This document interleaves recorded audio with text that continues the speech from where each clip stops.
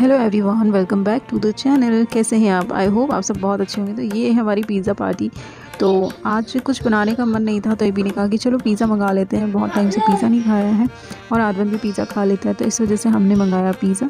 इसके बाद में मैं आ गई अपने गार्डन में। नेक्स्ट मॉर्निंग है ये, तो मैं सोचा चलो अब मैं अपने इस कमल के जो प्लांट को जो इतना बढ़ गया है उसको मैं ट्रांसफ़र कर देती हूँ एक पॉट में। तो मैंने क्या किया है कि इसको पहले वॉश कर लिया, इसके बीज को, क्योंकि उसमें थोड़ा सा ना फंगस हो रहा था। फिर मैंने यहाँ पे चिकनी सूखी मिट्टी ली हुई है जिसे मैंने सुखा के रखा हुआ था, उसको मैं डाल दूँगी इस बाल्टी में। छोटी सी बाल्टी है ये।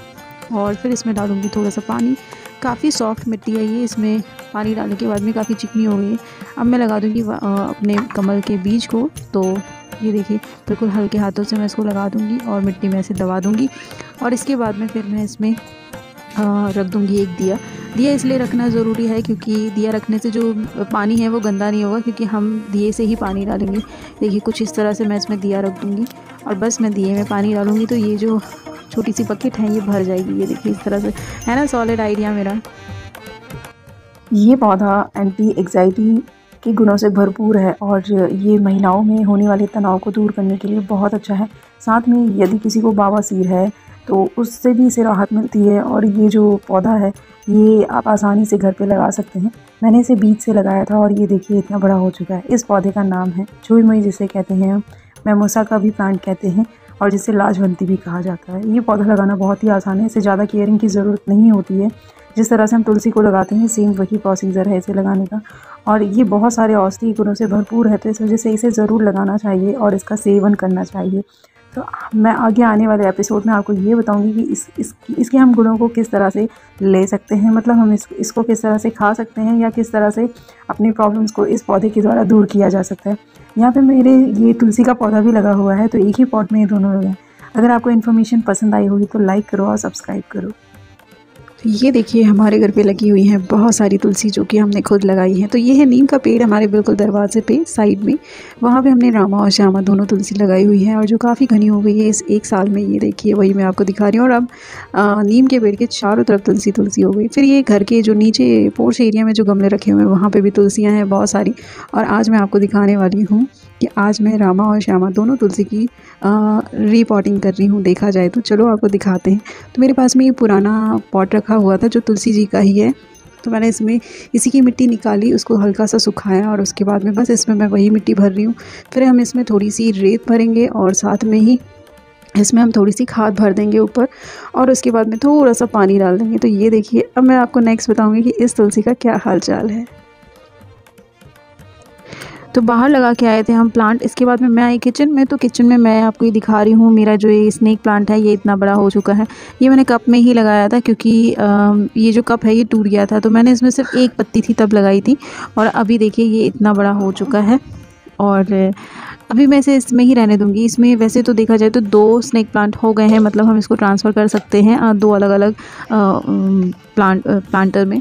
तो इसको मैंने किचन की खिड़की में ही रखा। फिर उसके बाद आ गए हम अपना DIY स्किन केयर को लेकर के। तो यहाँ पे चंदन पाउडर है और मुल्तानी मिट्टी है, मैं दोनों को मिक्स करूँगी और मिक्स करने के बाद में गुलाब जल से मिक्स करूँगी और मैं इसे रख दूँगी फ्रीजर में। तो ये इसमें जम जाएगा और ये हमारा आइस क्यूब की तरह जम जाएगा और हम इसे बाद में यूज़ कर सकते हैं। अब मैं आ रही हूँ मिर्ची का अचार बनाने के लिए, फिर मिलती हूँ मैं आपसे थोड़ी देर में। सो गाइज ये है आदवन, और आदवन को सुलाने की परमिशन नहीं है मुझे क्योंकि ये फिर रात में नहीं सोता है। इस वजह से मैं इसे जगाती रहती हूँ, मतलब ये दिन भर जागता रहता है और मेरा कोई भी काम नहीं हो पाता। मैं ना सही से ब्लॉगिंग कर पाती हूँ, ना मैं अपने पेड़ पौधों पे ध्यान दे पाती हूँ और ना ही मैं अपने पेड़ पौधों पे ध्यान दे पाती हूँ, ना ही मैं कुछ मम्मा बोल रही ना, देखो ना मैं आप लोगों से बात भी नहीं कर पाती हूँ। तो अभी मेरी लाइफ बहुत ज़्यादा डिस्टर्ब चल रही है। और जैसे कि आप लोगों को पता होगा, मैंने पहले भी बताया है कि मेरा जो ग्रोइंग चैनल था वो हो चुका है हैक, और हैक होने की वजह से अब वो मेरे पास वापस नहीं आएगा क्योंकि उसको हैक हुए हुए पिछले 3 महीने बीत चुके हैं। और यूट्यूब टीम से मैंने संपर्क किया था ट्विटर पे, पर कोई सोल्यूशन नहीं निकल पाया है। पता नहीं क्यों, शायद किस्मत ही खराब है या जो भी है। बट प्लीज़ यार, जैसे उस चैनल पे मुझे सभी लोग सपोर्ट कर रहे थे, इस चैनल पे भी मुझे सपोर्ट कीजिए। और मैं आपसे बहुत जल्द मिलूँगी अच्छे अच्छे ब्लॉग के साथ में, आदवन के थोड़े से बड़े होने पर। तो जैसे कि मैं अभी आई थी अपने बालों में ऑयलिंग करने के लिए। मेरे बालों की जो लेंथ है वो मैंने छोटी कर ली है, ये देखिए मैंने काफ़ी छोटी कर ली है। मैं आपको मतलब ये देखिए कमर से नीचे है, लेकिन बालों की लेंथ मैंने कम कर ली है क्योंकि मुझसे बाल संभाले नहीं जा रहे थे। मैं आगमन को देखूँ या बाल संभालूं। आप लोग बताइएगा जितने भी न्यू मॉम्स हैं जिनके बच्चे 2 से 2.5 साल के हैं, जिनके बच्चे 2 से 2.5 साल के हैं, वो कैसे मैनेज करती हैं बिना किसी हाउस हेल्प के, कैसे मैनेज करती हैं बच्चों के साथ में। क्योंकि दिन में मैं इसे सुला भी नहीं सकती हूँ, ये सोता नहीं है, पूरे टाइम मेरे पीछे पीछे ही रहता है। मैं जहाँ रहती हूँ, ये अभी नीचे बैठी हूँ तो ये आदमन भी यहाँ पे बैठ चुका है और मैं सोचा चलो मैं बैठ के ही आप लोगों से बात। बहुत ज़्यादा टफ सिचुएशन है मेरे लिए, ये मेरी लाइफ का बहुत टफ टाइम चल रहा है देखा जाए तो। क्योंकि ना मैं कुछ भी नहीं कर पाती, मैं अपने पेड़ पौधों पे भी सही से ध्यान नहीं दे पा रही हूँ।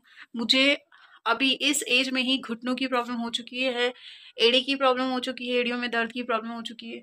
साथ में मेरा ये फेस देख रहे हैं आप, मेरा एक बिल्कुल नीट एंड क्लीन था लेकिन मेरा फेस पूरी तरह से डल हो गया। मैं ये नहीं कहती हूँ कि एक बच्चा पैदा होने के बाद में आपकी लाइफ पूरी तरह से ख़त्म हो जाती है, बट हाँ एक वक्त ऐसा आता है जो कहते हैं बच्चे के 5 साल होने तक, जब तक वो 5 साल का नहीं हो जाता है तब तक आपकी लाइफ में एक ऐसा फेज़ आता है। अगर आप एक आप अपने बच्चे को अकेले पाल रही हैं तो आपकी लाइफ में एक ऐसा फेज़ आता है जहाँ पर आप 5 साल के लिए आपकी लाइफ बिल्कुल स्टक हो जाती है। ना आप कहीं जा सकते हैं ना आ सकते हैं, क्योंकि पूरा दिन आपको बच्चे को ही देखना है, उस पर ही ध्यान देना है। इस वजह से आपकी लाइफ जो होती है वो पूरी तरह से रुक जाती है। तो मेरी लाइफ में भी ये फेज़ आया है और वेट कर रही हूँ कि फेज़ कब ख़त्म होगा। मैं बहुत ज़्यादा डिस्टर्ब हो चुकी हूँ। नो आदमन, अब देखो मैं आप लोगों से बात कर रही हूँ और ये देखो आदमन, कम हियर, कम। एक बच्चे को पालना बहुत टफ काम होता है अकेले। पहले के ज़माने में होता ये था कि हम बच्चे के साथ, मतलब बच्चों को किसी ना किसी के साथ में छोड़ देते थे, या कोई बाजू वाला हो जाता था या आस पड़ोस वाले, उनके साथ में हम बच्चों को छोड़ देते थे। बट आज की लाइफ में ऐसा नहीं है।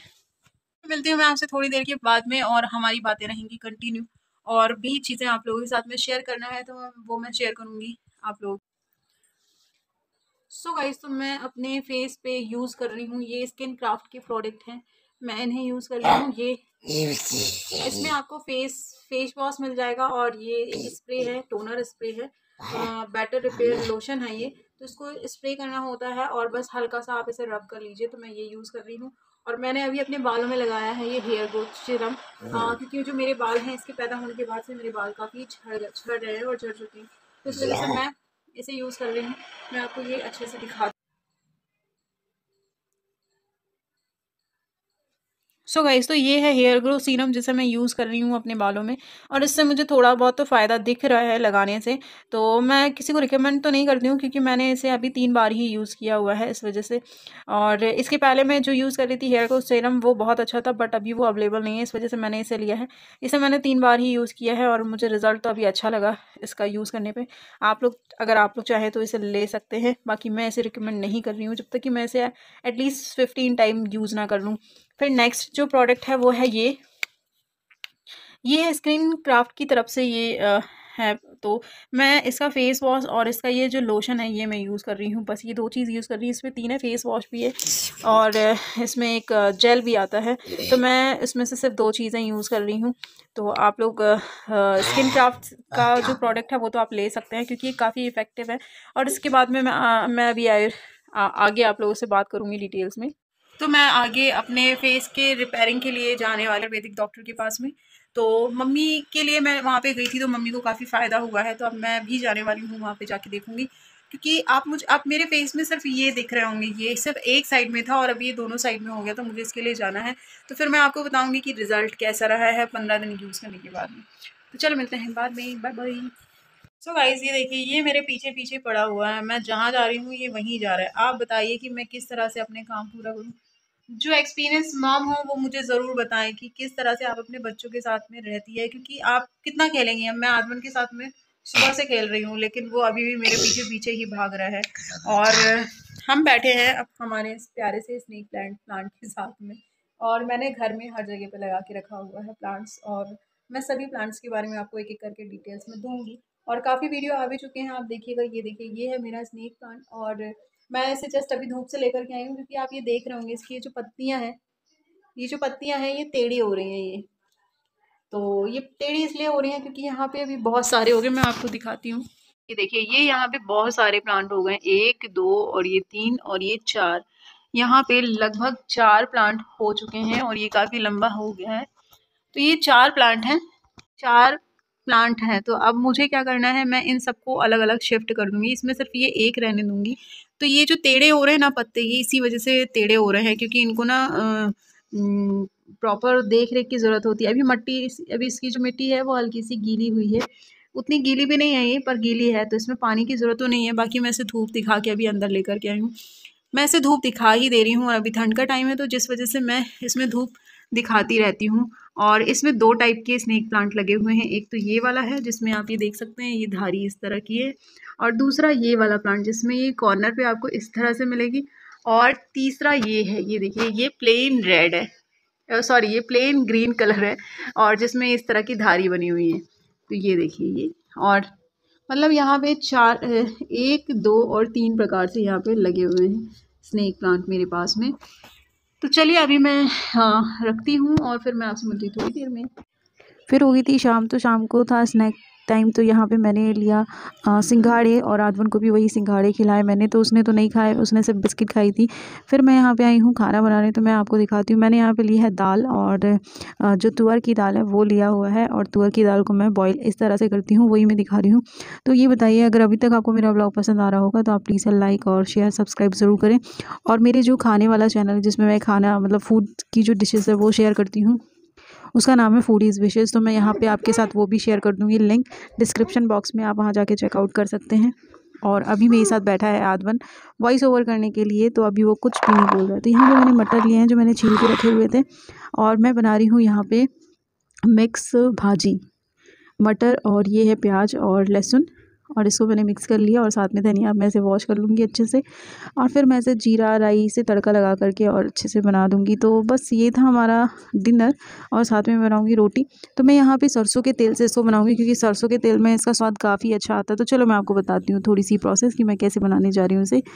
मैंने यहाँ पे लिया सरसों का तेल, फिर मैंने यहाँ पे लिया एक पैन में डाला मैंने ऑयल, और ऑयल में डाल दिया मैंने लहसुन अदरक जीरा राई। और इसके बाद ये देखो ये हालत हुई है इसकी, मैं आदवन से बात करने में लग गई थी। फिर यहाँ पे ये जो हमने कट करके रखा हुआ था ये सब डाल देंगे, और बस कुछ मसाले डाल के ढक के पका लेंगे। तो अगर आपको मेरा ये ब्लॉग पसंद आया होगा तो फटाफट से लाइक कीजिए, शेयर कीजिए, सब्सक्राइब कीजिए। मैं आपसे मिलूँगी नेक्स्ट ब्लॉग में, तब तक के लिए बाय बाय।